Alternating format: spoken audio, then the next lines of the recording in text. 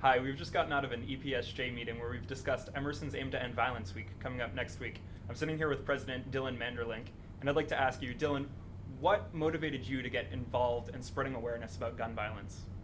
Sure. So, right before winter break, when the Sandy Hook shooting happened in Newtown, Connecticut, I obviously was very struck by that immense tragedy, especially because I live very close to Newtown, and my mom actually works in a public school nearby. Typically, in a school shooting, the first responders are supposed to be the principal and the school psychologist, and my mom is a school psychologist. So I think there was an immense level of sensitivity and urgency, emotional urgency that I have regarding this issue, just because it hit really close to home, literally.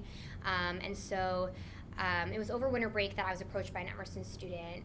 They emailed me and they said, I personally am really looking for Emerson Peace and Social Justice to be at the forefront of this issue, because I think it's something that students need to talk about on this campus, and I think the student body needs to react to. And so it was kind of a jarring wake-up call that, the students at this school are looking to our social justice oriented organization to respond to this issue and to create a really honest and important discourse so that people can be civically engaged, maybe do something to help and become much more informed about what's happening.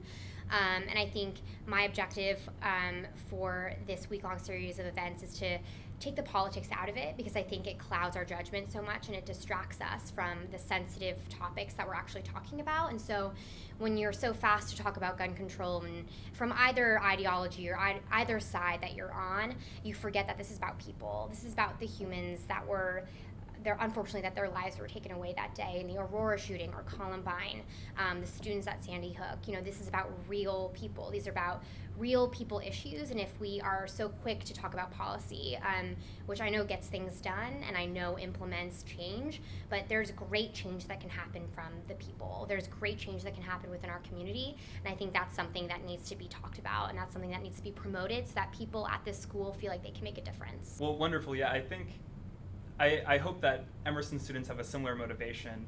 And I think no matter what your political ideology is, no matter what stake you have in this argument, I think it's apparent that we all have to join together in a dialogue at this point in American Absolutely. history to discuss this issue.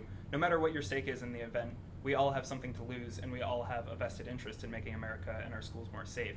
Absolutely. That being said, what event are you most excited for next week to come and raise awareness and inspire this dialogue on campus?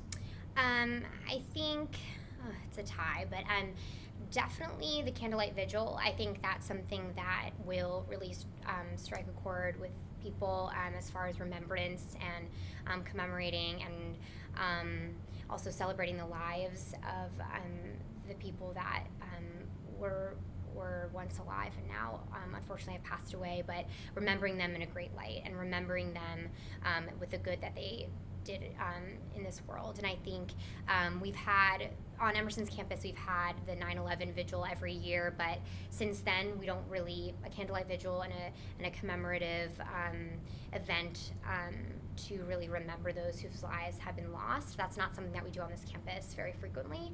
So I think that somewhat somber event will, I think, really help people find their place on this issue and define their role in speaking out.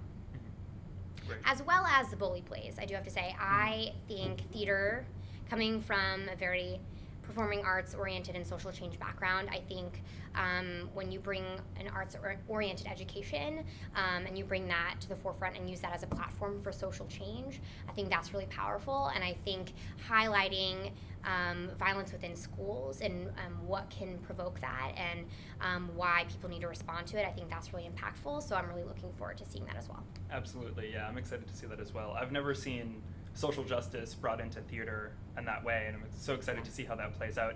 And I think you're right, it's so relevant to have such a play going on in a school where violence should be at the forefront of productive, creative, and also positive dialogue. I know I'm personally most excited for John Rosenthal to come to the Emerson campus and speak. John Rosenthal spoke at President Lee Pelton's first panel, and he founded Stop Handgun Violence, which is a Boston-based organization. And the way he spoke at President Pelton's panel was just so articulate and so informed, and I find myself agreeing with a lot of the policy and a lot of the ideas that he has around gun violence. I think he's a very tempered, very intellectual voice on this issue, and I'm so happy that we have him coming to the Emerson campus, so I can't wait for Tuesday night to see Mr. Rosenthal speak. Join in this conversation and this really important and honest discourse on our campus by liking us on our Facebook page and following us on Twitter and following the week-long series of events that we're putting together.